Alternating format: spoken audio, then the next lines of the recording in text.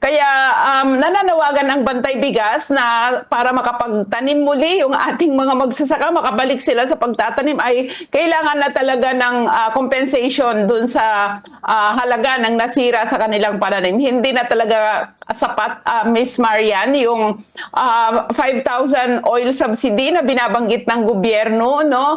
At saka yung mga iba't mga ayuda na binabanggit niya na abot lang ng 3,000, tapos yung bigas na 8 kilos, no, na abot yung 8 kilos na yan ay sa isang vulnerable sector ay 60 kilos sa isang taon.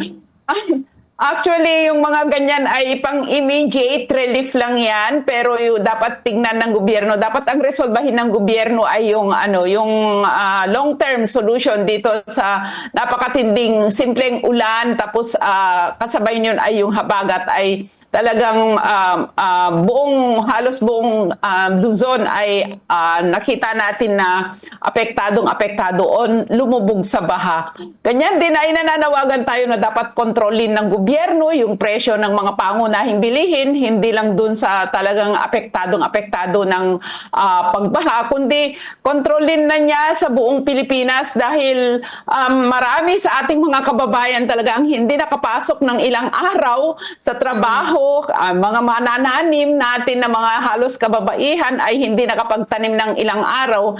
Kaya dahil sa hindi sila nakapagtanim ng ilang araw, walang kakainin talaga yung kanilang mga pamilya na umaasa lang sa pagtatanim sa panahon ng taniman ng palay. So ito yung kagyat na panawagan ng ating mga magsasaka.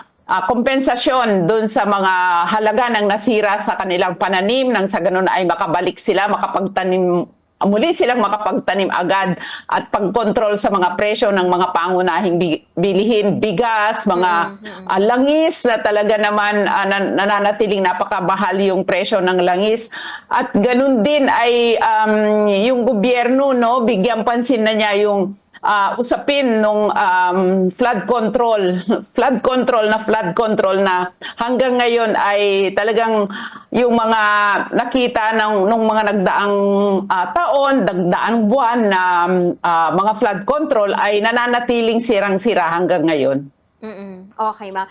Ma'am Cathy, maaari nyo po ba kaming parang bigyan po ng idea na kapag ganito pong may mga pinsala, halimbawa sa mga palayan po or dun sa mga high value crops, ilang halaga po usually yung nawawala po sa isang magsasaka kapag ganito, ma'am, na may nasisira pong sakahan or palayan, ma'am?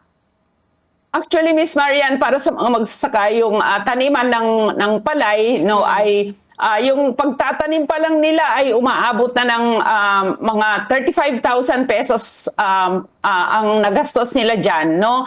Wala pa yung mga tuloy-tuloy na pag-aabono, wala pa yung mga iba't ibang mga pagtatanggal ng mga damo, yung ganyan. Tanim pa lang yan, Miss Marian, no? Umaabot na ng 35,000.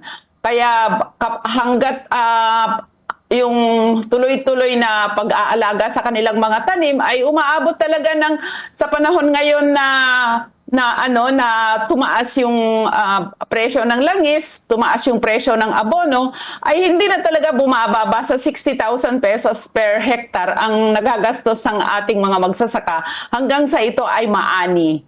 Hanggang sa makapagbayad sila dun sa thresher, yung ganyan, sa harvester, ay umaabot talaga ng hindi bababa talaga ng 60,000 pesos. At tumaas pa yan dahil dun sa inutang lang nila yung kanilang ginamit na pambili ng mga abono at pestisidyo, binhi, ginamit sa pagtatanim, ay talagang ayon sa ilang mga magsasaka natin na nakakausap na inutang niya lahat yung puhunan niya para makapagtanim ng isang hektaryang palayan ay umaabot ng 70,000 pesos. Kaya makatarungan yung panawagan namin mga magsasaka na maliban sa kompensasyon ay yung support production subsidy na 50,000 pesos per farmer, per rice farmer. Nang sa ganun ay mabawasan yung talagang pagkautang ng ating mga magsasaka. At yung natasalanta ngayon, Miss Marian, ay syempre doble dagok sa ating mga magsasaka dahil inutang lang nila yung kanilang mga ginamit sa pagtatanim, tapos may interest pa. Kasabay niyan ay syempre gutom ang aabutin nila dahil wala na talaga silang mapagkukunan ng pagkain. Wala silang maasahan na maaani sa mga susunod na buwan dahil nasira nga. Kaya nga responsibilidad ng gobyerno na tugunan yung kagyat na panawagan ng ating mga magsasaka na yung kompensasyon at saka production subsidy para makatanim sila ulit.